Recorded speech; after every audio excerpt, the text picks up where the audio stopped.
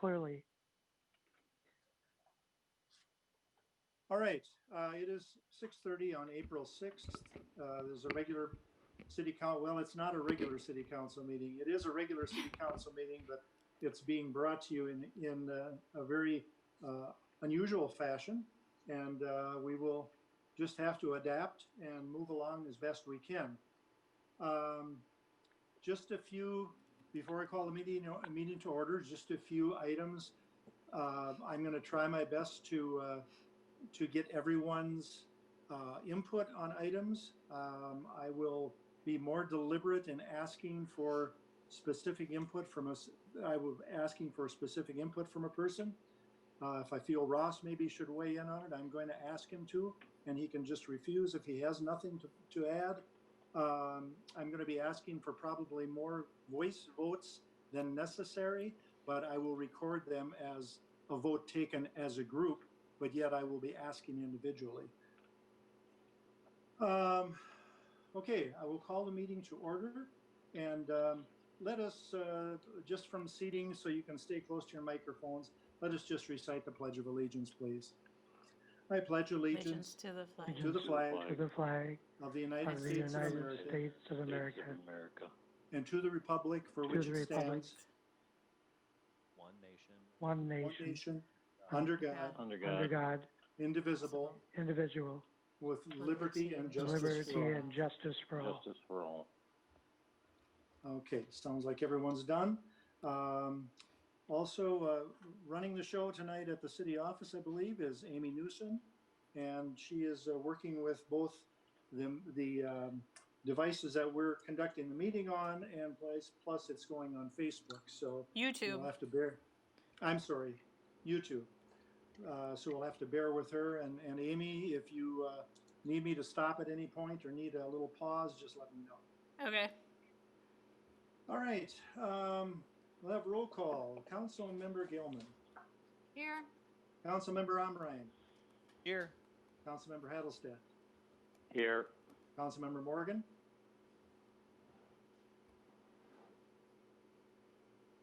Councilmember Morgan. He's here. It seems like he's having some sound issues. Okay, so he's on board though? I can see him. Mm-hmm. Okay. Councilmember Batcher. Here. All right, let the minutes read that all board members are present and this evening's meeting is being done electronically. Is there any others in attendance that that is in with the meeting, Amy, that we need to recognize? Kurt Menk is in the back of the room here. Okay. And Michael Kudrowski is just leaving. Okay. All right. That is all that you know of at this point. Matt Nelson is on the phone. And I saw Lisa Passvogel's name earlier. Lisa Passvogel is also here. Okay. And City Attorney Arneson. Okay. All right. Moving on then to the agenda. Are there any additions or corrections or changes in the agenda? I have one addition to the agenda, Rich. This is Amy. Under unfinished business, I'd like to add, after the update on the police chief applications, I would like to revisit the enrollment in Minnesota State Retirement System's deferred comp plan. Okay, we'll call that item 10A. 10B, I'm sorry, 10B. Okay, any other additions or corrections, changes? If not, I would call for a motion to approve the agenda with the addition. This is Tom. I'll make a motion to approve the agenda. Is there a second? I'll second. This is Laura. Okay, motion by Hattlestead, second by Gilman to approve the agenda with the one addition. All in favor say aye. Aye. Aye. Opposed no, motion carried. All right, moving into the consent agenda. Are there any items in the consent agenda that any member of the council wishes to take out for a more detailed discussion later? Hearing none, I will call for, Hold on. or I will. Hold on a second, Yep. Rich. Sorry. Yes. It's Amy. There's Yep. just one thing I wanted to point out on the consent agenda under the bills. We have the $60,000 going to Bullards for the EDA revolving loan fund. I just wanted to Yes. point out that they will not begin repayment until August 1st.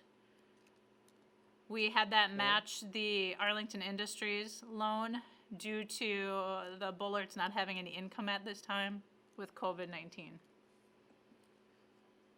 Okay, with August 1st, beginning of the first payment is due August 1st, is that correct? Correct. Okay. Everyone understand that? Yes. Okay. Yes. Yes. All right, then the consent agenda consists of the following items. Approval of the bills, and there was the one change that Administrator Newsom just mentioned. Item B, March 16th, 2020, City Council minutes. Item C, March 24th, Police Committee minutes. Item D, March 24th, Finance Committee minutes. Finance Committee minutes. Item E, March 30th, Employee Relations or Personnel Committee minutes. Item F, approved job description and job posting for maintenance worker. Item G, approved job posting for community development intern. And item H, approved hiring of Isabel Figueroa as EMT for the Arlington ambulance. Those are the items from the consent agenda. Is there a motion to approve? I'll make a motion to approve the consent agenda. Second. Motion by Councilmember Gilman, second by Councilmember Batchor to approve the consent agenda as read. All in favor say aye. Aye. Aye. Opposed, no. Motion is carried. We will move on to petitions, requests, communication. Administrator Newsom, are you aware of anyone that wishes to address the council at this time? Lisa Passvogel, did you want to say something? No. Okay. Is there anyone else that wishes to speak at this time? Hearing none, we'll move on to announcements. Administrator Newsom. The April 23rd Sibley County Local Board of Appeal and Equalization open book meeting is still on. Last time I talked to Laura Hawker, because it's a come and go type meeting and people will not be all in the same room together. So that is still on. Okay. Any questions on that? Hearing none, we will move on to communications. We have a letter from the Sibley County Fire Chiefs Association regarding the trial period of the ambulance merger of Arlington and Gaylord. It's in your packet. Let me see if I can pull it up on the screen. There it is. It should be on your screen too now. I don't know how well you can see it. There's a letter. I'm not going to read through it again. It was in our packet. If anybody has any questions about it, let me know.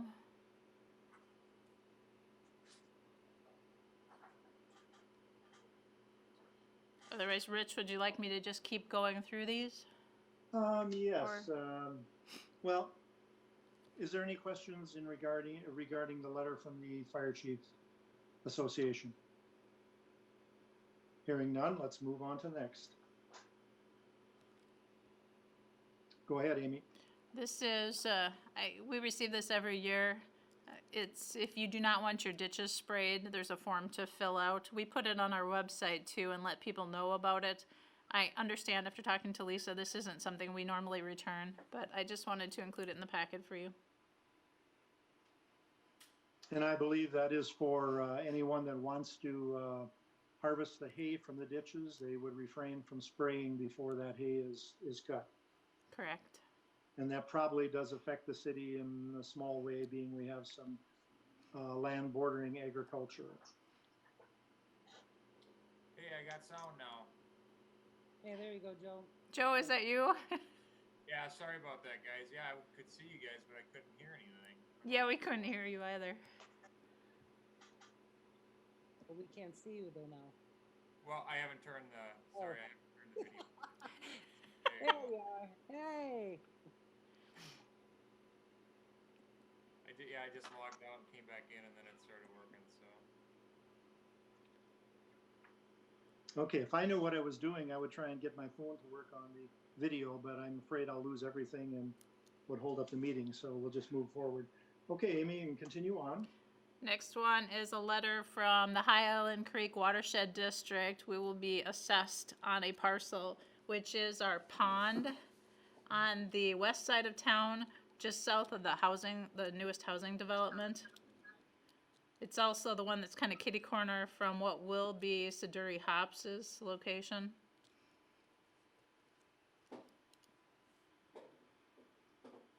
Anybody have any questions on that? Our share of the This is expenses, Ross. $298. Yeah, Ross? Uh, Go ahead. You said that's an assessment from the watershed? Correct. Does that pond have an outlet? I have no idea. Anybody know? I didn't look up that. Is that parcel number the one for Siduri Hops? Is that the parcel they're talking about? No, that's for the pond. This parcel ID is for the pond. Okay. Well, I would imagine it's in the High Island Watershed District, so if there's any water from that pond running into their ditch system, that's what triggered this assessment. This is Ross, Mr. Mayor. Yes, that was the reason for my question. I really haven't thought about that pond for a long time. It's a settlement pond, for that housing development. Correct. But I don't recall whether an outlet was built or not. I presume there was, but if there's no outlet, then it shouldn't be assessed by the watershed. Mm-hmm. So perhaps we could just have our engineer confirm that it does outlet into their system somehow. I can check with Jason. This is Amy. Okay. I believe that payment isn't due until fall. I think the November 15th is the latest. Right. November 15th. Yeah. Okay, that could be checked into. That'd be great. I will do that. Thanks, Ross. Sure.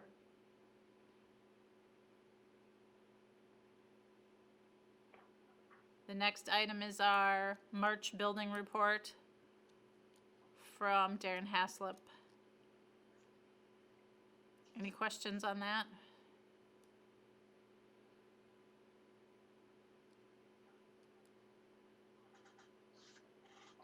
None. Go ahead. None? We'll move on. I included the financial information from February, so you can take a look at our revenue and our expenditures and where they sat at the end of February.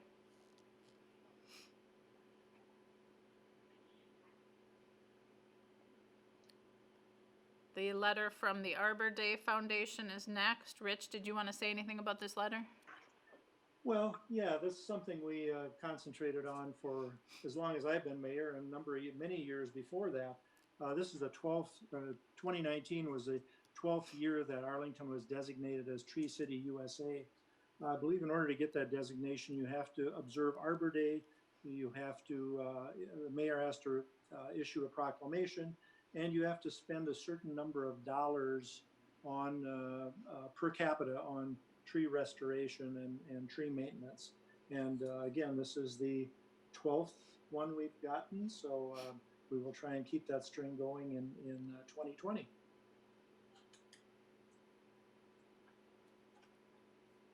Okay. Go ahead. Next on the list is the tree report. Rich, did you want to say something about this as well? Sure. This is Just a briefly. wrap up of the tree inventory that took place over the last 3 years. There was a number of volunteers that statistically visited every public tree in the city. In other words, all boulevard trees, all park trees, cemetery, anything that would be considered a non-private property tree. And the report that you were sent and the one that was gone, or the report that was then later gone over or at the same time by Mr. Gary Johnson, pretty much reports what the situation is with all, with the statistics that were gleaned from that inventory process. To me, I think it's very important right now that we really take a look at this, because as budgets come up towards fall, we are going to be, first things, I'm getting ahead of myself. I would like to call a committee meeting of the tree committee together to review Mr. Johnson's recommendations, and then to come up with recommendations for the council. Reason being, if we are going to pursue any of the recommendations, some budgeting is going to have to be with it. So we're talking about affecting the canopy or the tree cover in the city of Arlington probably for the next 40, 50 years by what we do here in the next 10. So that's a topic that would be brought up, and recommendation from the shade tree committee will then be brought to the council in time to discuss it at budget time.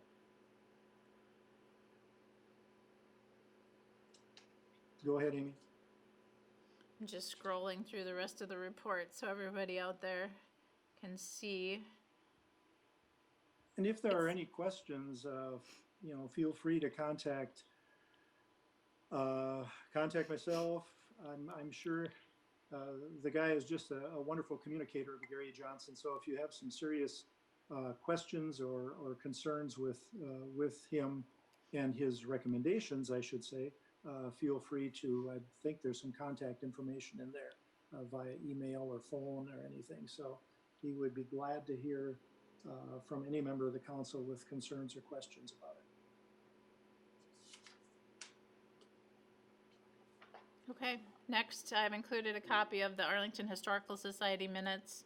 They're not meeting right now due to COVID-19, but I do have a copy of their February and March minutes included.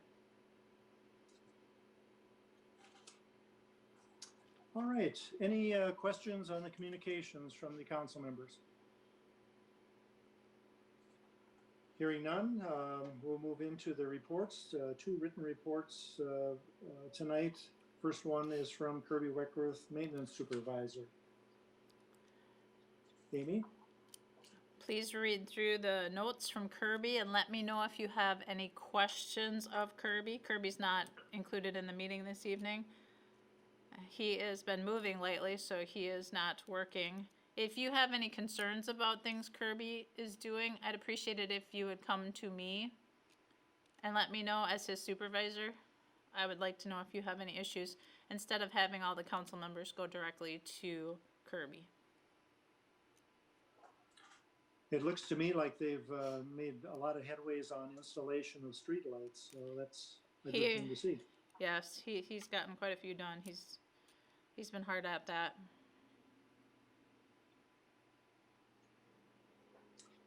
Council members, any questions about Kirby's report? Concerns about anything he's doing? Please let me know.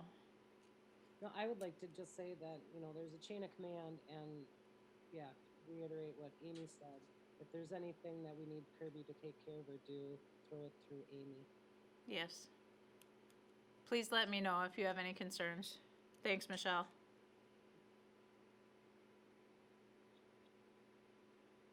Okay, next.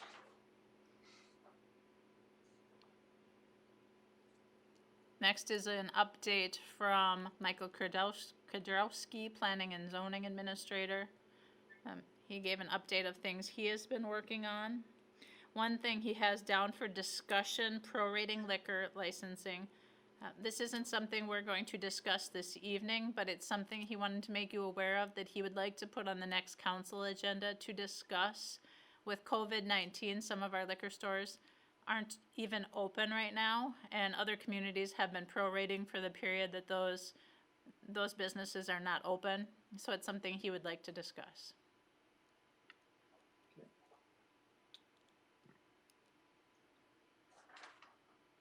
Okay, any questions on that, council members?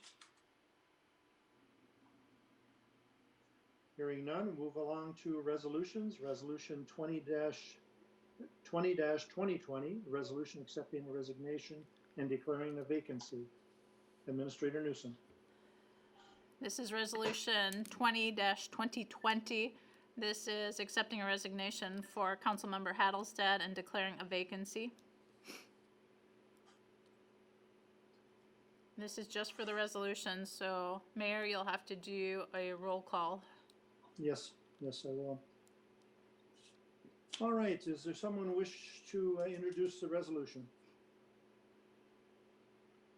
Yeah, this is Joe. I'll introduce resolution 20-2020, resolution accepting the resignation of Tom Halstead from the City of Arlington City Council. Is there a second? I'll second.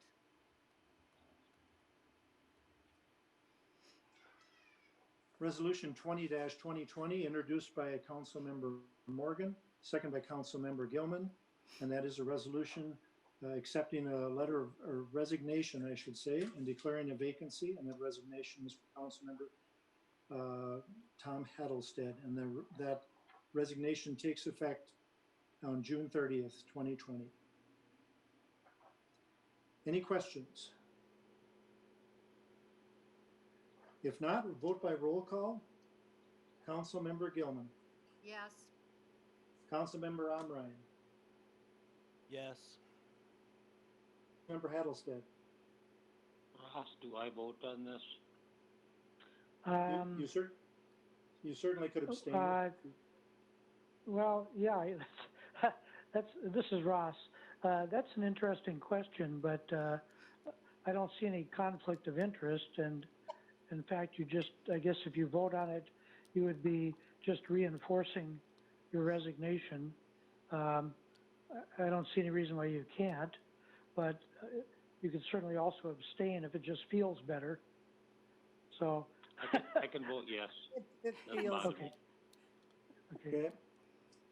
Councilmember Morgan. Yes. Councilmember Batchor. yes.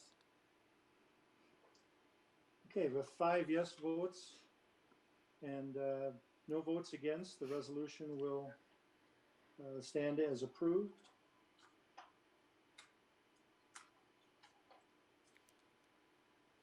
All right, we're down to unfinished business. Item 10, update on police chief applications. Administrator Newsom. I wanted to update council members on where we sit, being that we had planned to have initial interviews next week, Wednesday. So far, we've received 3 applications. I scored them today. Only 2 are eligible to move on to interviews because 1 did not meet the basic qualifications. So right now, we only have 2 applicants to be interviewed. So I wanted to ask council members, how do they feel? Would they like to wait to do interviews with COVID-19 and not being able to interview in person? And would you like to wait until we have a larger pool of candidates? This is Laura. I would like to wait. I would like to wait until we have a larger pool and we can interview in person. I think it's going to be important to actually be in the room with someone when we're interviewing them. I guess I. Anyone else? Yes, I feel like we should probably start on the process, at least interview these 2 people. And as far as interviewing, I'm sure that we can set up a safe space. We do have the community center, which is large, that we could have at least 6 feet and separating each of us. That's my feel. If we do, has the application process closed, or is that open until the city hires somebody? It's open technically until the city hires someone. So we could interview, as Councilmember Michelle mentioned, maybe the police committee and mayor, Amy, whoever, chief, in the community center where everybody's, say, 10 feet, 12 feet apart, whatever it may be. At least I think we could start the process if we see, I mean, we might have a very good candidate in there. We don't need to wait. And if we don't, we can still accept applications in the meantime. And I do feel you, Laura, I do think that they need to be in person. I agree with that. I'm just concerned that if we only have the two and we decide to wait to see if we get more applicants, then those two are kind of hanging on the vine waiting for our decision. Or could be hired by somebody else in the meantime. Because if they're looking, Did they're everybody looking freeze other up, or is places. it just me?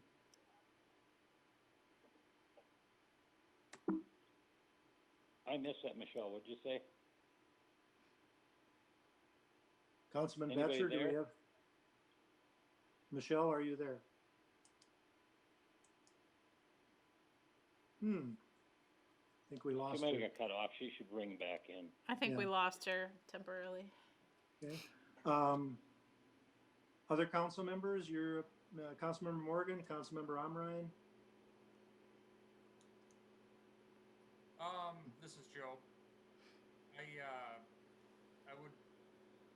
I can understand both sides, so I think it would be important to, if we were to move forward with interviewing the applicants, to ensure that they're comfortable doing that, and certainly not wanting to bring them into something that they're not comfortable as far as the environment goes, being interviewed during this pandemic. Definitely, I think the interviews, if you could do a phone interview, a lot of times we'll do that and try to basically ensure that you're going to move on to the physical face-to-face interview with those candidates. It sounds like you've already, ranked them as far as, one of them doesn't qualify, so Correct. you've got forward, and it wouldn't hurt, in my opinion, to do a phone interview first. At least that shows that we show interest in them as candidates. I'll agree with Joe in that regard. Have we communicated to the one who did not qualify that they are not going to be? No, not yet. I just ranked them this morning in the position. No. Okay.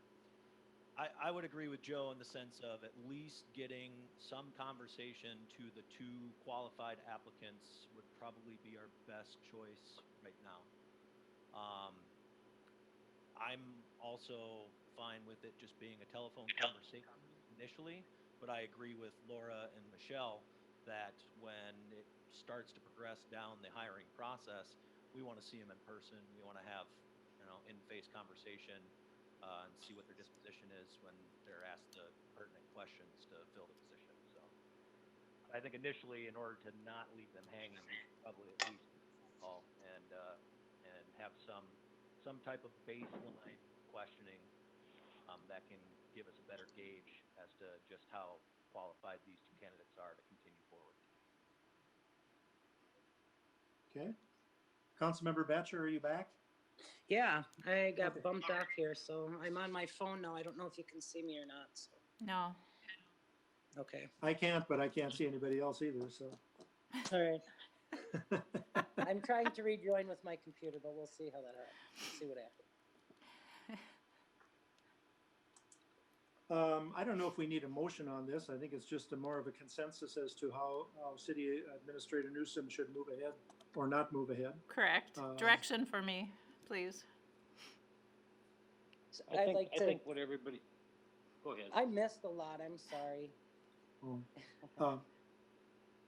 was the Councilmember recap? Morgan and Councilmember Omrine did indicate that they would prefer to move forward with at least doing a phone, reach out to them by phone, to the two applicants, and maybe do some initial screening that way and then go from there. So is there anything wrong with having a interview, like an in-person interview?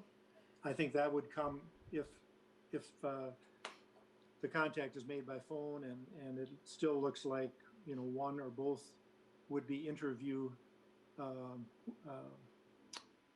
candidates, that should be interviewed. then we would do the face-to-face. Definitely, I agree with Joe and with Rick in that I think that if we proceed any further than a phone call, we need to do that in person.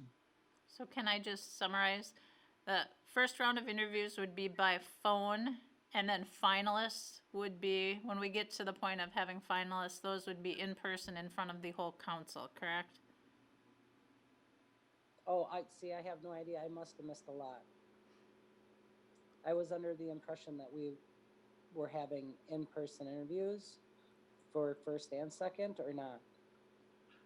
No, First, I think the sentiment there was to have a first interview via telephone. Okay, via telephone with who in attendance or what? That's what I was just gonna ask. So the first interview, first round of interviews, who would you like to do the first round of interviews? The police committee, myself and Chief Pedersen, or would you like a smaller group doing those phone interviews? Last time around, it looked like it was only the interim police chief and the interim city administrator that did the first round of interviews. And then for finalists, they were interviewed by the full council. That's how it was done in 2017. I think they were weeded out at first by the city administrator, then they interviewed in front of the police committee, and from the police committee, they went to the council, because I remember sitting in those meetings with Mr. Nienaber. I think you're right. I know we had, But I think that first meeting was with the police committee, if I'm not mistaken. I could be wrong. I think Laura thinned out the crew, and then the police committee met. And I know we had Pat in there, Nienaber as well. And then I think it did go to the full council, but I don't know if the full council had an interview with the chief, though. I missed that one. I remember. It looked like you had two I don't- candidates that the full council interviewed last time.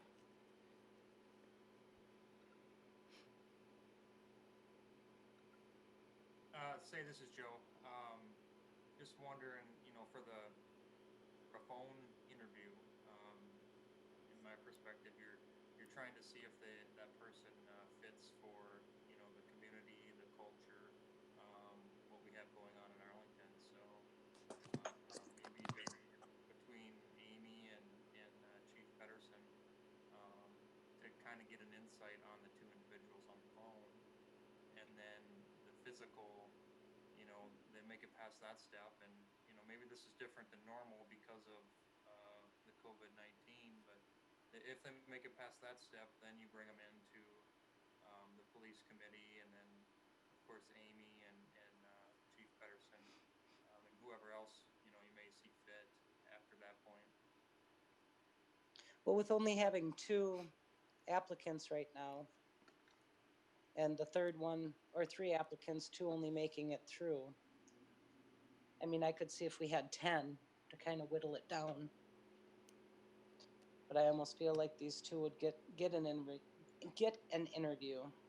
but the initial outreach is just to, one, give them acknowledgement that they are being considered, and two, buy us a little bit more time to see if we can get any other applicants in the process to also reach out to and hope that they meet the qualifications. So it's not necessarily delaying the process, but it's adding a step in order to try to get more people to apply. Adding a step. Rick, was that you? Yep, that was Rick. I think I get what you're saying. It's, if we're talking only about two applicants for the job, then it's a coin flip. It's going to come down to somebody's impression of someone by comparison to the other. So at least if we have a phone conversation to get those initial impressions, with the hopes that we can get more applicants, then one, we know that the people who we've had the conversations with are in the know that they're being considered, and two, maybe get something out of just that initial phone call, an impression that we can go off of to determine, even if we go down to one after a phone conversation. I just want to make sure we're not moving too quickly. If we have the option of an interim chief, especially right now with the issue of COVID-19, I think we need to consider that. Just having two applicants that have passed through the initial stage anyway, that's such a small number. I don't disagree with doing some sort of an initial phone interview, putting in that extra step, but I want to make sure that we're not stopping there. I want to make sure that we're giving ourselves enough time to see if we can collect more applications. I would imagine right now with the virus, a lot of people aren't even bothering to apply for positions. So once this has kind of resolved itself, we may end up with more applicants than we have right now. Per Amy's email earlier today, she did state that Josh Klein would be willing to serve as interim chief until we fill the position. So, Laura, are you suggesting that are we going to go to that point of assigning an interim chief if we can't find a candidate to fill it, or? Yeah, actually, I don't think that is something we should rule out. I would not be opposed to that. I think it's a good option for us considering the situation we're in right now with the virus. Well, speaking on the virus, so they say that Minnesota, and this is just hearsay, right, or from governor or whoever, is that we're not supposed to peak until July. So looking at it like that, and John's leaving in June, how long are you planning on putting this out for? I mean, not that I say I want to rush or we only got 2 people or what the whole scoop is. I mean, I just think that, it does not hurt to interview these guys or girls and see what they're all about and see if one would be a fit. Maybe neither of them are a fit, but if we interview them, it's on post. So that's where everybody's looking for a job. I don't know. The last time we tried hiring officers, we didn't have a huge numbers either. So I don't know if we're going to attract a huge number. I just like to see it move along, myself personally. And I'd rather it I not think- move on too quickly. Well, we don't have to go quickly, but my fear is that we have 2 candidates, and from past times when we've done interviews, the 2 or 3 that I've been in on, and I think one of the times we decided to see if we could get more applicants, and that didn't work out real well for us. Why, I do not know, but it didn't. And of those 2 there, and I'm not saying we have to hire them in 8 weeks from now, because we have plenty of time. But if we drag our feet, at least with talking to them over the phone, to at least let them know that, yes, we possibly are interested. We got to remember one thing. These guys just didn't apply in Arlington. They probably applied in 5 different communities. And we could lose them in the wait. That's happened before with police officers we've interviewed. We come to one, oh, they were already hired. And that happens. And I think we have plenty of time if it comes down to crunch time that we really don't have a great candidate. No, don't hire him, then we'll have to keep looking. And if we have to use Josh as the interim police chief after John is gone, then so be it. But that's months away. Hello, this is Joe. So basically, if this is my take, if it's out of the 2 people are interviewed, and the folks that interview them, if they come back to us and say, "Holy smokes, we think we have the one,"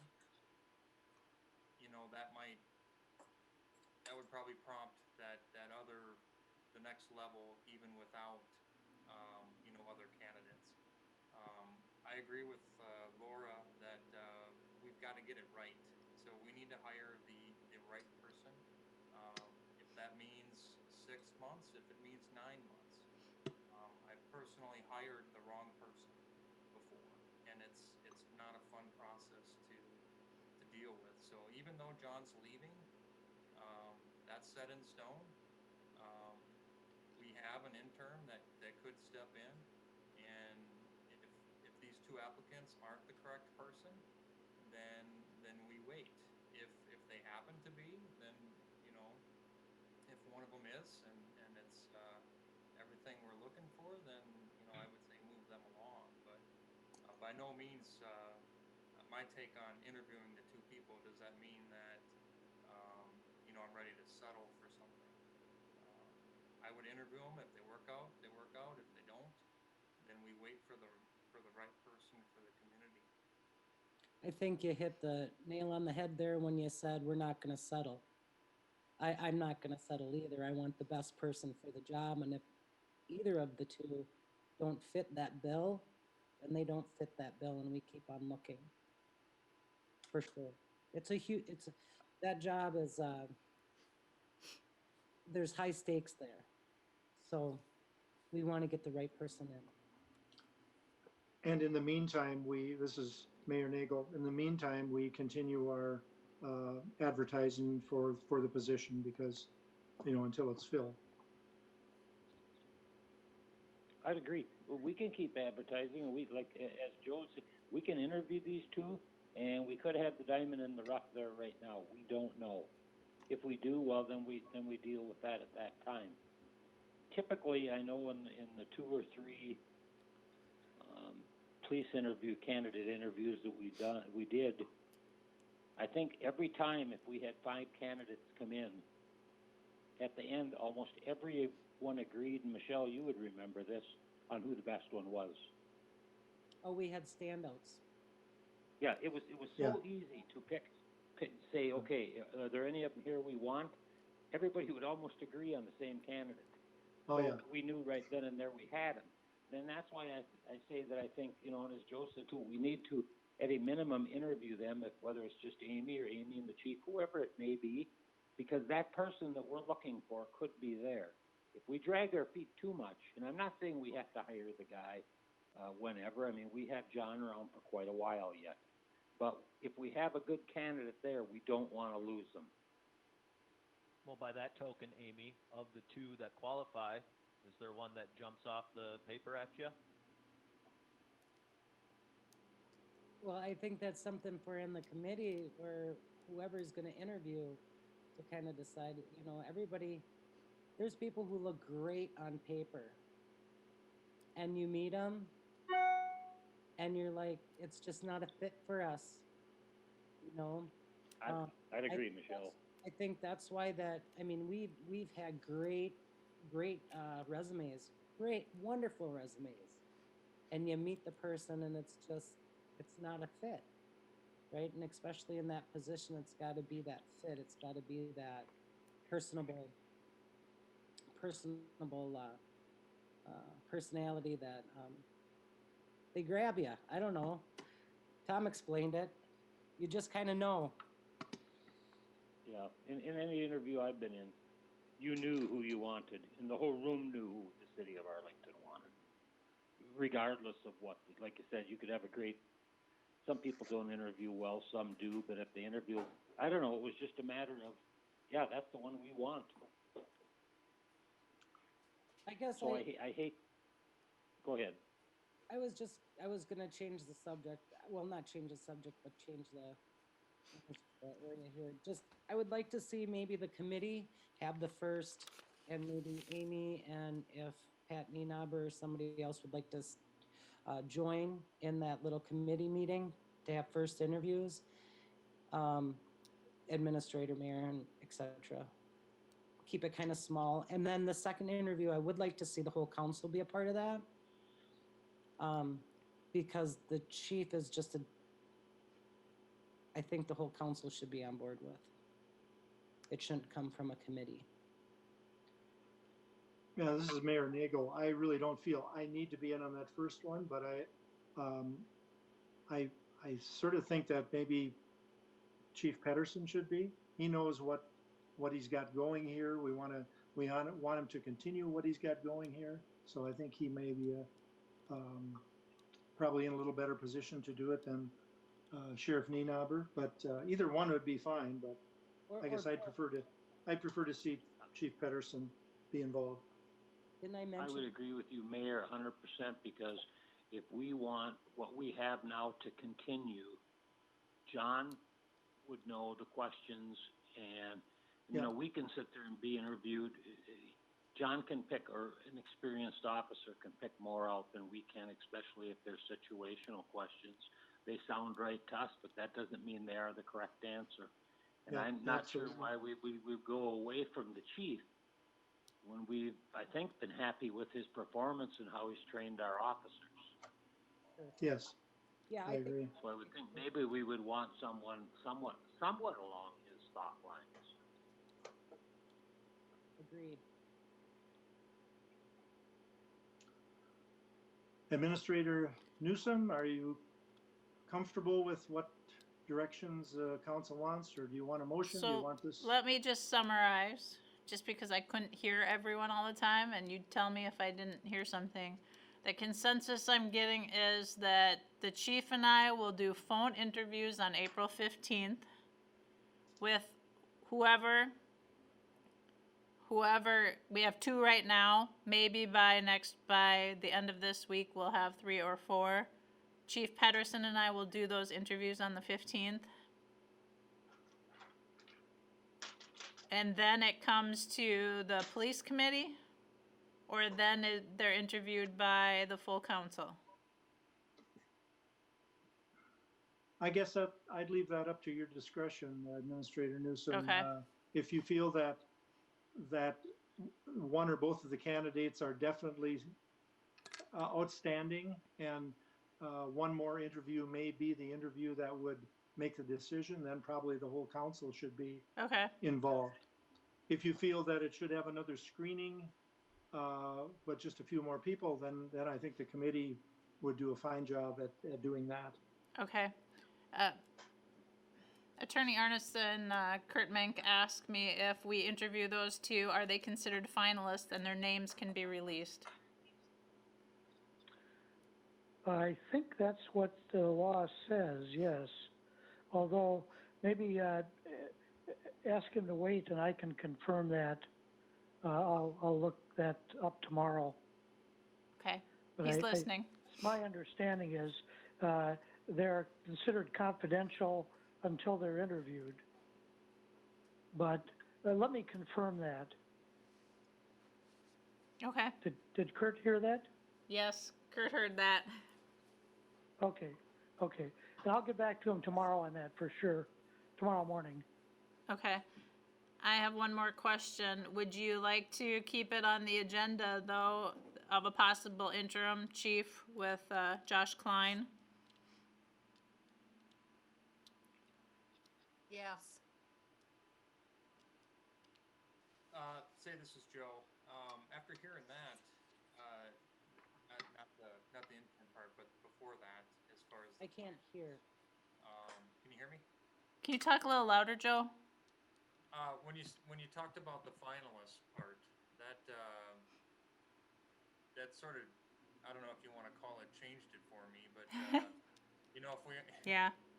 if we have to go public saying that we have 2 finalists, that's a little I would consider that a little bit scary. You know, as far as public perception, when you would, if I were to hear that, I would think, well, they've narrowed it down to 2 people. Yes. And we're sort of saying, hey, we don't quite know if these are the 2 finalists without interviewing them. So is the phone screening, I guess my question would be, would that be, is that even considered that quote unquote interview that you would have with somebody that was your finalist? That's a little different element, because if I heard, you know, these are our finalists, I'm thinking, okay, they narrowed it down, it's going to be one of those 2, and we're not sure that that's, you know, we're not even to that stage yet. We won't get any new applications. Yeah. I would agree with Joe 100%, because our final 2, we may not even know who they are yet. Correct. Our applications are still open, and we could get something in 2 days after we interviewed or whatever. We don't know who our finalists are. These are two guys that possibly could be finalists, I guess, but that's all that is. yeah, my possibly. request would be to find out the letter of the law on that and before we make any more decisions on it. Well, I would have to say that if it's a screening and it's not a first interview, or it's not an interview, whatever they're gonna do, then I would have them move along with it. And then once you set up the interview with the council, that would be a finalist, if they felt like one of the two would be, a finalist or not. I mean, you can telephone interviewers, telephone screen them to get a feel for their the way that they would handle things, or their philosophy, to see if we would have a fit. And the actual interview would be, for me, that would be when we finally have a finalist. But I Maybe think that's neither of what we them, need the law to clarify. maybe, The law has to clarify whether that, in a That phone initial contact, screening call, phone conversation is an interview or not. right. maybe neither of them would make it to that next stage, is what I'm saying. I don't know. Yeah. So at this point, I think, Ross, we need to find out if contacting these candidates to have a conversation about proceeding through the hiring application process would determine them to be public applicants for the job in order to post it in the papers and various periodicals. Because, like Joe pointed out, if once that goes public, people will stop applying, and then we won't get a larger pool to choose from, and we'll be forced with the two that we just had a conversation with via telephone. Well, I'm on the league website, but I haven't found the answer yet. But I wonder if Kurt Menk, if he would just describe it in the paper as being, two candidates have gotten to the interview stage without using the word finalist. I think Kurt's interest is just to He says list yes. names. What's that? He says yes. Yeah, because it sounds to me like that's the council's concern, not to chill the pool of potential candidates by, having it come out in the paper that these are finalists, because in a way they're not finalists. I mean, in the way that most people think of it. Usually when you hear the word finalist, you're thinking that a weeding out process has been completed, and we're certainly not at that stage here. So I wonder if that would ease the council's concerns. Just listening in on the discussion, I agree that maybe we should interview these two before they drift away on us. But on the other hand, we don't want to discourage other candidates by calling these two finalists. Correct. So if I find tomorrow morning that we can release the names to Kurt, if we have the understanding with Kurt that he's not going to call them finalists, he's just going to say they've reached the interview stage. Kurt is here, and he Maybe says then- he doesn't want the names. He doesn't want the names? Yes? I know Oh. it's gonna, maybe screw up everything. He says I'll work with the city. he'll work with the city. He doesn't want to mess anything up. Oh, okay. Well, he's a good man.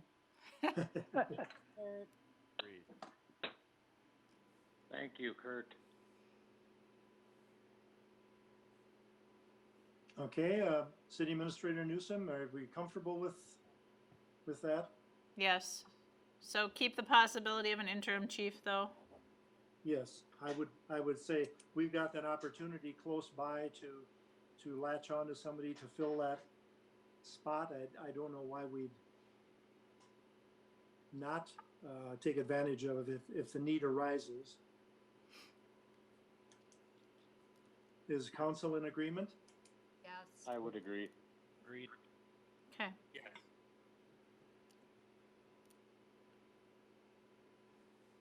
Okay, moving on then to item 10B, deferred comp discussion.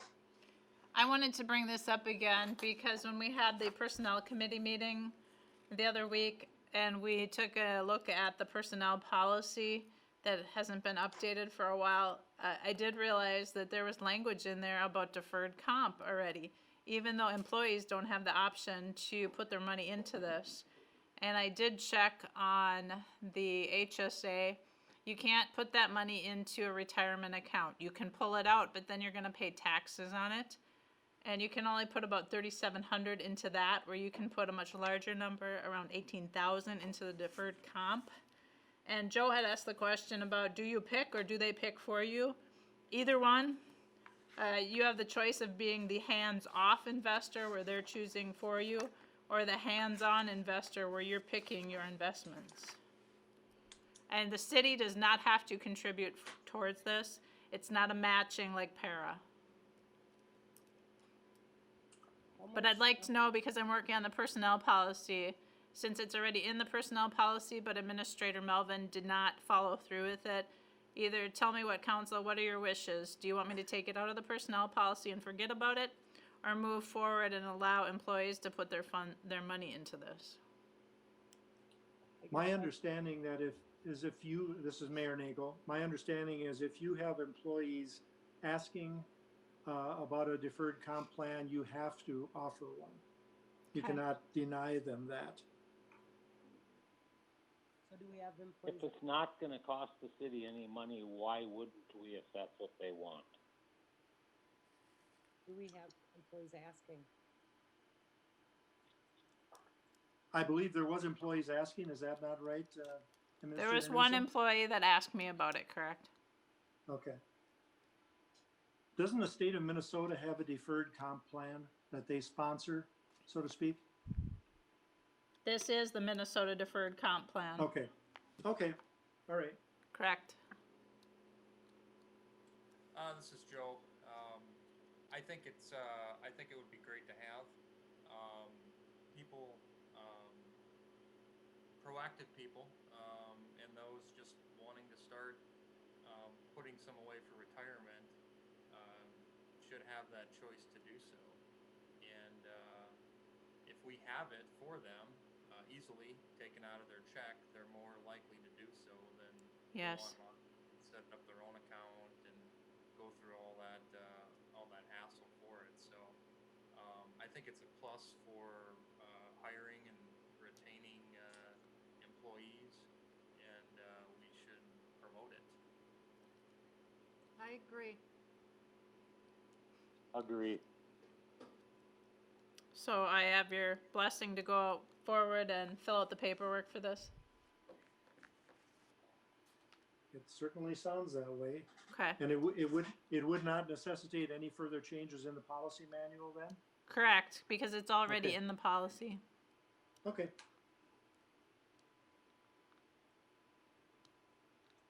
Are we all good with that, council? Yes. I'm good. Yes. Okay. Thatcher? Okay, item number 11, under new business, how to proceed with filling the council vacancy. Come January 30th, or June 30th, we will have a vacancy on council. Would we like to move forward? I have two options for you. Last year, when we had the initial vacancy, we had 4 applicants. 3 of them are now sitting on council. You could offer that position to the fourth applicant, or because it has been a number of months since those applications came through, we could advertise in the paper for that open position again. I think, Amy, before we offered it to the 4th person, I believe that the entire council, because a bunch of them weren't there, need to have him apply or whatever. Because I don't know that if we just did that, nobody would even know what they're voting for.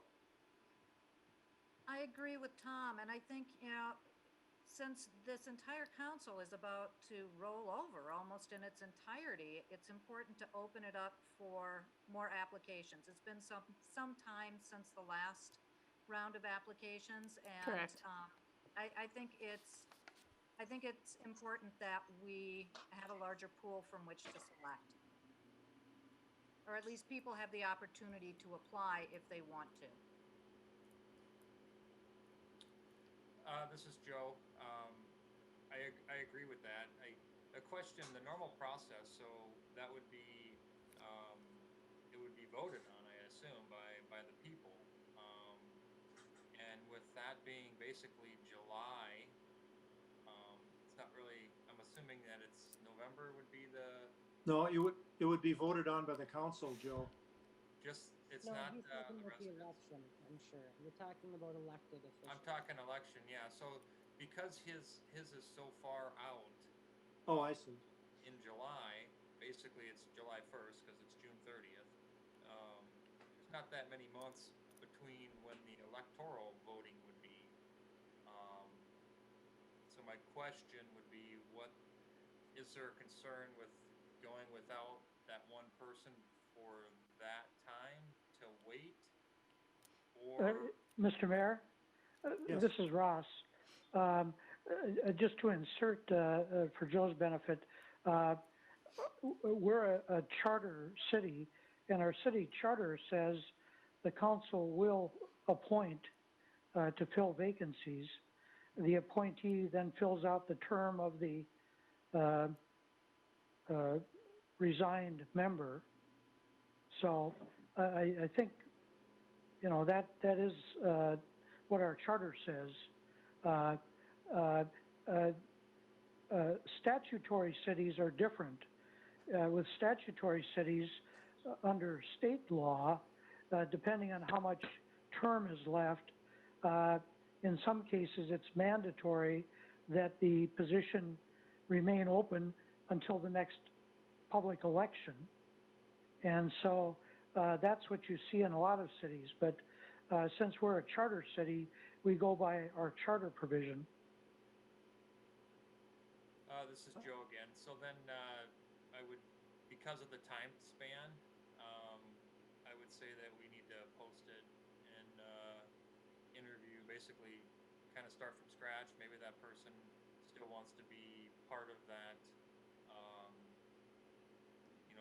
still interested in the role. That person would reapply, and then others would be open to apply as well. Just in response, And just so everybody knows, if you come up with a candidate, go through your interview process, and you have someone by May 15th, you don't have to tell them they have to wait till July 1st. They can take over once the council says you are the replacement. I will step aside at that time. So you don't have to fear of saying, well, Tom's here till June 30th, so you'll have to wait till then. That's not the case.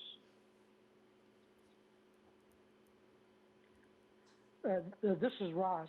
I know of no reason why Tom can't accelerate his resignation.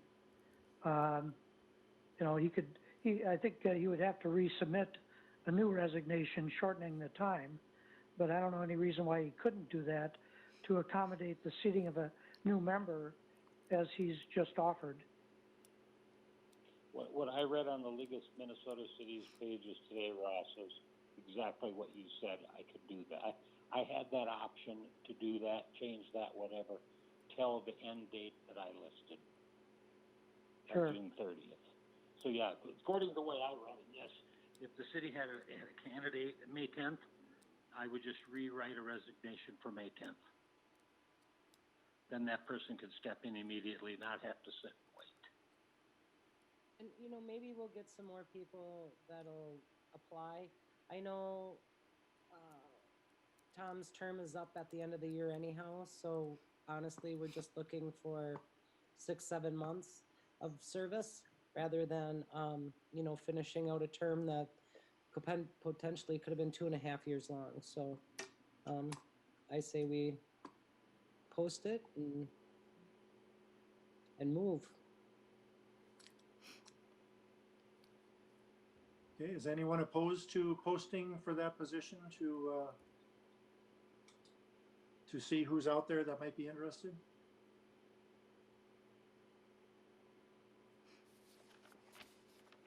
Everyone agree? Yep. Yes. Yes. Yes. Okay. City Administrator Newsom, anything more on that? Nope. I will take care of, I will find the ad we used last time with the help Okay. of Kurt Mink, and we'll get that in the paper. Okay, item number 12, approve, deny state of Minnesota responsive measures to outbreak COVID-19. This came not long ago from the Department of Commerce and the Public Utilities Commission. They are asking us to, I've highlighted on, you can see the highlighted, extend the protections of the Minnesota cold weather rule and waive late fees and arrange for payment plans for those who cannot pay due to COVID-19. We were asked to respond to this by April 3rd, so I did reach out to them and let them know that I would put it on tonight's agenda and that the Arlington City Council would be voting on it this evening. And they said, thank you. I would follow up with them tomorrow. So I'm asking to approve or deny their recommendations. Those would be all three, is that what you're Correct. asking? The highlighted. So is there something in there? Is that just open to everybody and anybody if you personally haven't been affected and you just don't want to pay your bill, or is there some kind of documentation that you'd have to bring to the city, or is it just free for all? Rich, I didn't hear her. Oh, she's wondering, are you talking about just item number 1, Michelle? Well, no, the whole thing. So Okay, well, in the last one, in item 3, it said that they would be based on financial resources and circumstances of the customer. So individually, they would have to provide some documentation that they were in a hardship situation. Correct. well, right. I mean, I think if that we have it that they had some documentation stating that, I absolutely approve it in a second. I just don't want it to be out there for people who would take advantage, maybe. You know what I mean? I'm hoping nobody would, but Well, I don't think anybody's trying to skirt payment here. It's just to arrange a payment plan with the hopes that when they do resume working and resume receiving a paycheck, they'll eventually be able to pay everything back in full. I don't think anybody's saying you don't have to pay it. I think it's just a matter of working with them to Correct. allow them the ability to pay it in some Rick- manner that Right. Rick is correct. And we already have payment plans set up here at the city. There are customers, residents paying on payment plans. right, that wasn't, I guess, where I was going. I guess my point is that do we need to see documentation or not? Is all. That's all that I was. Rick, I see you shaking your head. I've read it and I'm reading it, and I don't see anywhere where it states that they have to provide that. So I guess it would probably fall on what's decided by the city. Correct. My understanding is that if they come to us stating they've been affected by COVID-19, maybe they lost their job, that they'll come in and set up a payment plan with us. And we cannot This is shut them Joe. off. Yeah, that scenario I think is great. Like they approach the city and say, you know, hey, obviously I was affected by the COVID-19 and is there payment options, and maybe we can even advertise that. Correct. But yeah, like that first step, and that's the part where you could potentially weed away the others that aren't maybe paying attention or maybe want to try to slide or something. I don't know, but them approaching the city, because I'm sure there's a lot of folks that have been affected by it within the community. And that was Joe talking, correct? That was, yes. Yeah, I definitely like the whole idea of this. I brought it up to our finance committee when we had it a week ago or so. But my question is do we add as a city, having, customers provide documentation? Or if we just leave it out? I guess it's a question, and ask what you guys think about that. What do you think that documentation would look like, Michelle? I don't know, to somehow show that they were affected? Yeah, I mean, I wasn't. Proof of I loss wasn't of given- job due to COVID-19. But I wasn't given any proof of loss of job due to COVID-19 from my part-time job, so I don't know how many places are doing that. Correct.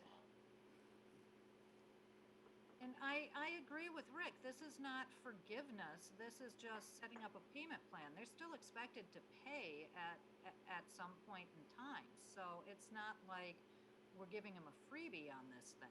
Right, end result's maximum payment. It's just giving them smaller increments for the interim period until they can afford to eventually pay it off. Now, is there anything that stipulates the time frame in reference to that? No. Okay. Is that something that we can stipulate, Amy? Yes, you can change this and the city can put some stricter regulations on this. So in lieu of supporting documentation, I would just suggest that we try to put some type of time frame on it that's contingent with the relief of COVID-19 scenarios across the state and the nation and the world. This is Joe. I like that. I like that concept. I think that's good. Maybe I'm just gonna throw a number out there, but within 12 months, because if it's June or July before we peak, there's likely going to be more people affected down the road from this that haven't felt it yet.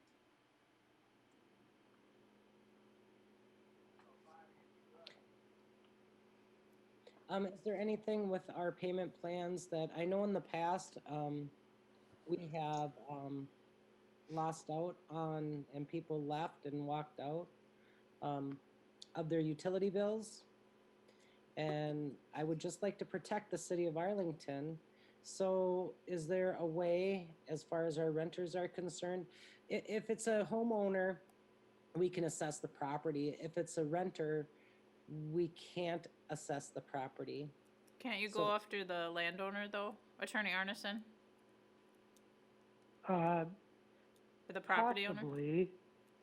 I guess, this is all undiscovered country for everyone. Correct. As you're probably aware, the landlords might be getting a double whammy because there's currently a moratorium on evictions. So, I guess a landlord could have a tenant taking advantage of the situation, not pay any rent for a few months, not pay the utilities, and then disappear on everybody.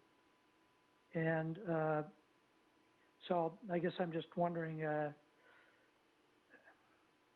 maybe to make a collection more feasible for a tenant, maybe we should have to concoct some kind of an agreement, a promissory note, something like that, similar to documentation that someone would sign if they're taking out a bank loan, where the tenant would pledge, personal liability for the deferred utility bill. That might make it a little easier for us to collect against them, but I don't know. It's a real difficult situation if we give people an extension to pay. It's possible somebody's going to get burned. It could be the city, it could be the landlord. The tenant is the one who's probably in the best position in the sense that they can possibly skip out on it successfully in the end. I like that idea. Just to safeguard the city. Yeah, To have them sign a legal agreement. yeah. Yes. We can, you know, have some recourse, because I know right now there is no recourse on people who skip their bills if they are renters. And even if we could go after the landowner, I don't know that that's right either. Well, I mean, I don't think it's I fair mean, to the go- landowner's getting put between a rock and a hard place in this deal from every direction. the And land. we'd be adding to it by doing this. Unless we put that stipulation you suggested, Attorney Ernest. This is Joe. I got a question. So currently, it's been a long time since I got, signed in with the city with electrical and stuff, but so hypothetically, say I skipped town and left the bill, what's the current course of action? Is it just sending letters, hey, pay me? Or is it, do they go after collections? Or is it, my name is tarnished and I can't get electrical service under my name until that bill is paid? So, Joe, I know that we do all of the above except the last that you said, right? If you are a property owner, we assess your property for the amount of um, utilities that you have not paid us. Other than that, if you're a renter and you have no tie to the property, we still try to do the collections, the letters, the everything. But if they wait long enough, and then I mean it's a matter of, do we continue and continue and continue, or do you write it off? Well, and this is Ross to um, weigh in on this. One problem with tenants, well, first of all, they do have to provide a deposit, which we can then offset against any unpaid bill, but the deposits typically aren't very large. And so it becomes more of a financial and management issue if, let's say, the city lets the tenant get 3 months behind, and maybe the city has some kind of repayment agreement, but the tenant doesn't honor it, and then the tenant skips out. Quite often, the amount that's left unpaid doesn't justify a full-blown collection action, because that would involve maybe using a firm to track the tenant down, because quite often we don't know where they went, and as they call them, skip tracers, they typically charge from $65 to $95 to track them, and then we'd have to sue them, and there'd be court filing fees, and even then we may not be able to collect unless they have a good active job that they stick to and that we can garnish their wages on. And so jumping through all those hoops usually isn't worth it if they owe just a few $100s. So that's the problem we face when trying to collect against tenants who skipped out. So one solution, well, two solutions is require a larger damage deposit, and secondly, make sure administratively that the tenant doesn't get too far ahead of the city. But some of these tenants can't afford much of a deposit, and there we get into, the issues of low-income housing, and do we, want to be too stringent on people that have limited means? So it's always a balancing act. I know we redid our deposits for utilities probably, 3 years ago or so, maybe a little bit longer. So those have been updated to more reflect the bills that are happening at rental properties. So I know we're kind of sitting a little bit better with that, but I mean, this whole COVID thing is well beyond the month that maybe we'd recoup, right? So, I still am in favor of doing this. I would just like to see, Ross maybe come up with some form, um, financial form. I can certainly give some thought to that, and try and protect the city as much as possible. This is Joe. Yeah, if we just built in, One thought I had, referring to the deposit. So say this is, I'm just talking out loud here. Say I come forward and say, hey, look, I was affected. I'd like to get on the payment plan. Um, could we make it so that the next payments to a certain amount would be going towards a newly instilled basic deposit, and then once they become current, either we credit their account or cash them back out of that deposit. Say, let's just say $400 is this number.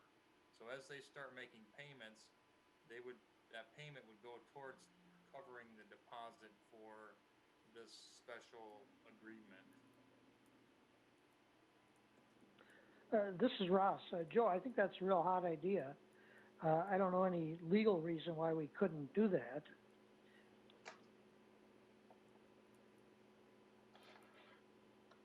The only downside is those that live paycheck to paycheck might not have enough to put down as a deposit to start that type of program.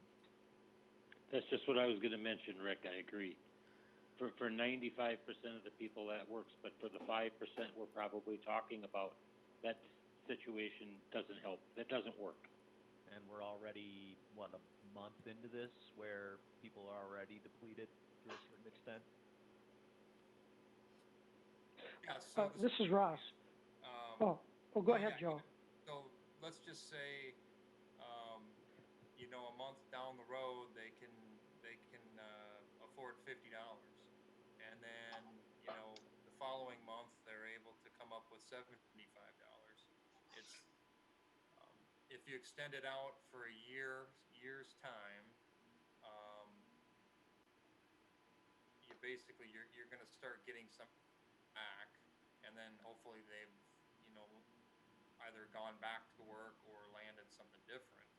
Ultimately, if they haven't, and there might be a percentage that don't, um, it wouldn't matter, and they'd likely just run out at the end of whatever time we put it in place. And I guess, Joe, that's why would like to see some kind of form so that we can hold them accountable just in case that were to happen, just to protect the city. I'm all for reform. I agree that, again, to reiterate, this isn't a waiver. This is something that says you are going to eventually pay in full. We're just going to be able to help you in the interim in order to get there. So if there is some type of basic legal document that our citizens can sign on when they're signing up for this, that holds them accountable in order to do so, then I'm all for approving this. Honestly, I'm all for approving it anyway, but I agree. I think the city does need to protect themselves so they don't get stiffed on somebody that's ditching out on paid utilities over time. This is Mayor Nagel. Could we just, the creation of such a legal form by Attorney Arneson, could that be considered as part of item number 3 on this? In other words, arrange payment plans for customers requesting help during this time. In other words, that would be one of the documents that would be involved in making those arrangements. That's what I was just, this is Amy, that's what I was just thinking, Rich. Yep, that's part of our bare minimum. So that way we could approve this as it's presented, with the understanding that that kind of a document will be part of the arrangement for payments. Absolutely, that sounds good to me. Is there a motion to approve the item 12? I'll make a motion to approve the state of Minnesota responsive measures to the outbreak of COVID-19. Adding to number 3, legal form that Ross will create. Okay, is there a second? Second? Who was that, please? That was Rick. Rick, thank you. Okay, a motion by Councilmember Batcher, second by Councilmember Omrine to approve the state of Minnesota responsive measures to outbreak of COVID-19, including the 3 items that were read and we talked about and were in your handout. Any further discussion? Hearing none, all in favor say aye. Aye. Aye. Opposed, no. Motion carried unanimously. Item 13, discussion of Sibley County Road 34 project scheduled to take place in 2021. This is Amy. Tim Becker reached out to me. This was originally going to be a project that was done this year, but because they're doing the bridge on 17, they would like to wait on this project till next year. This is Main Street. Our Main Street is also known as County Road 34. So this would be from Browse over to County Road 9 is the project area. And Tim said, as long as we're doing it next year, is there anything that we see that the city would like to see happen in the next 5 to 10 years before they put down a new mill and overlay on that section of road? So I reached out to Jason Femright and to Lee Ortloff from People Service to talk about it. And both of them came back to me that we may want to consider televising there to see if there are any issues under the road before they do the project next year. So I wanted to bring it to council to see what you think.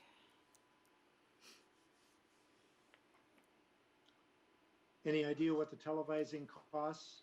$2,000, rough estimate of $2,000. How old is the infrastructure that's on that 3 or 4 blocks? Let's see if we have some information in here. It's not that old. My initial response from both of them was, from People Service 2, said it's not that old and shouldn't be that bad, but they don't really know unless we televise it. This is Joe. I believe it said 1993, and I think it was like 8-inch PVC. Is that looking at the right spot? No, that's from 7.5 Street on east to County Road 9. We need to look at the section of 7.5 Street. I'm sorry, 7.5 Street west to County Road 9. We need to be looking at the section of 7.5 Street east to Highway 5, which is an older section. Yeah, all this information talks about, manhole west of 7.5 Street. Yeah, and that would be the newer part of it, of the road. I think, Rich, you're talking about the Brow block and the block with the old creamery, right? Right, Yeah. yep. Yep, those 2 blocks, and then the rest of it to the west is all newer. Yeah, pretty much from Highland Commons Apartments on west is new. I would like to see us televise. I mean, if they're going to open up the road and it's going to be accessible, if anything's shifted or damaged or whatever, we can get in there then and fix it. Kind of be a little proactive for a change, it seems like lately here. So, Well, the county project wouldn't be for opening the road. It would be simply for a surface mill and overlay. But I think what they're asking is if we have some issues that we can detect by televising and need to open the road to fix those issues, it's best be done before the Right. county comes in next year to mill and overlay. They'd rather see us dig it up now before they put the new overlay on. yes. Right, That's what I gathered. yeah. This is Joe. What if, so they're pushing it off a year now because of the bridge. If we get to next year, what are the odds that maybe they would push it off? Does it hurt to hold off a little bit? Yeah, I would think the televising can happen pretty quickly. Or are they thinking they want us to have it all repaired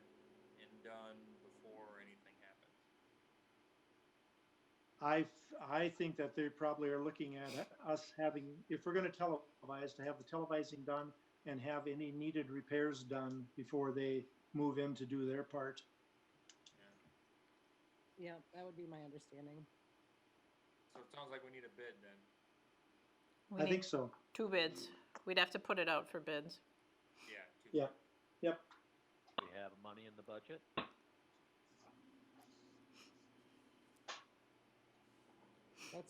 That's an Amy question.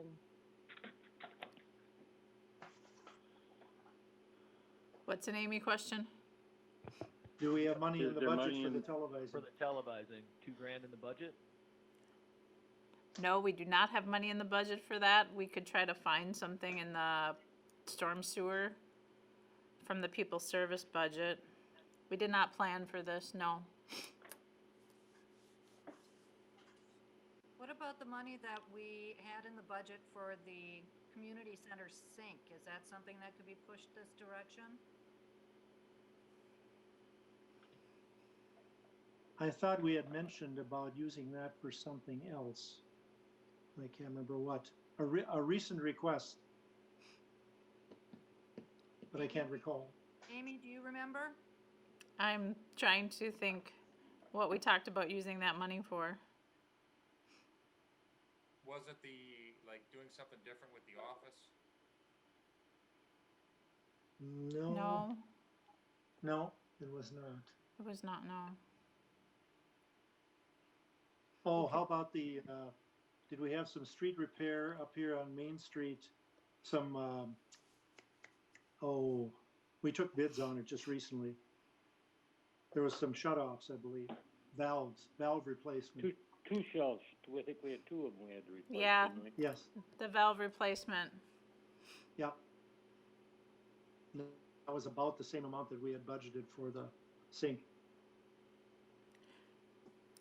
We found money in the budget from people service for that, in the people service budget for those valves. Oh, okay, So we pulled that from the people service budget. okay. So the money for the sink still might be available then?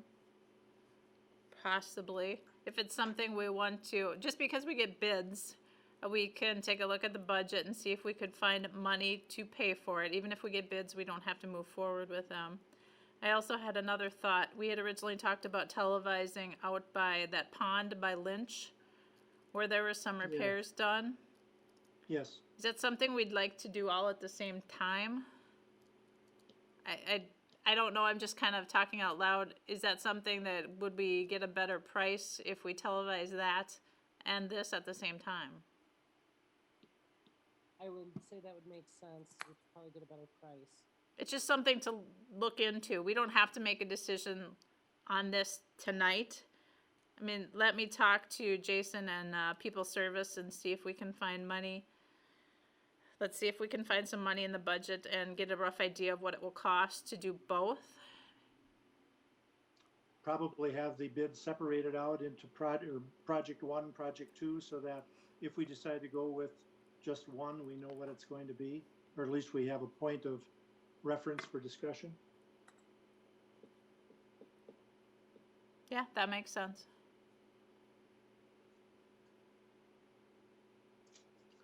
What are the rest of your thoughts? That sounds good. Yeah, I agree. How about you, Rick? Start the bidding process. Joe? Sounds good. Tom? I'm fine. Was there something else, Joe? Well, sometimes they have mobilization fees, so if Yes. you have them separated, we may have to be vocal on, having the bid for both jobs while they're here to show that saving. To get the money, to save the money, correct?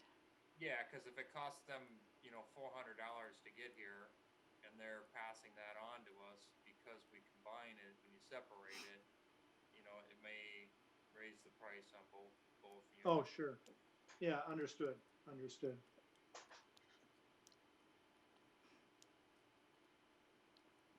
Okay, any other discussion on that? So Just to be clear, how would you like me to proceed? To get bids for the two projects together or separate them?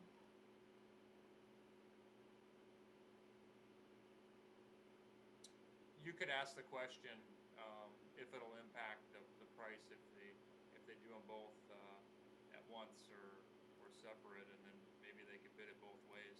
Okay. But yeah, certainly, even though we don't have it budgeted, I think the money's gotta come from somewhere within, I'll need to figure out where the money will come from.